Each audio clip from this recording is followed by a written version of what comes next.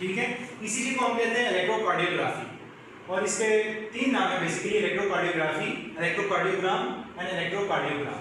अब graphy basically एक technique होती है जिससे हम एक पर्सन की ईसीजी करते हैं।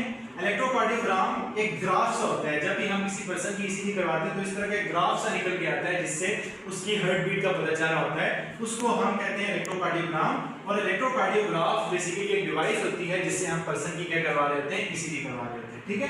तो ये होता है हमारे पास एक ग्राफ। अब इस ग्राफ के अंदर आप देख सकते हैं कुछ इवेंट्स हो रहे हैं, ठीक है। सबसे पहले हमारे पास ये एक वेव बन रही है जिसको हम कहते हैं पी वेव। अब ये वो वेव है जहां पर हमारे जो एट्रिया हैं वो क्या कर रहे हैं, कॉन्ट्रैक्ट कर रहे हैं, जिसको हम एट्रिया डीपोलराइजेशन भी कहते हैं। यहाँ पर क्या होता है, एट्रिया हमारे पास क्या कार्य होते हैं, कॉन्ट्रैक्ट कार्य होते हैं, ठीक है। नेक्स्ट केस में हमारे पास क्यूआरएस कॉम्प्लेक्स होता है, ठीक है। इस केस में क्या होता है, क्यूआरएस कॉम्प्लेक्स में जो हमारे वेंट्रिकल्स हैं उनकी डीपोलराइजेशन हो रही है, हमारे जो वेंट्रिकल्स हैं वो क्या कर रहे हैं, वो कॉन्ट्रैक्ट कर रहे हैं, ठीक है। और एट द सेम टाइम हमारे जो वेंट्रिकल कॉन्ट्रैक्ट करेंगे तो हमारे एट्रिया क्या कर जाएंगे, रिलैक्स कर जाएंगे।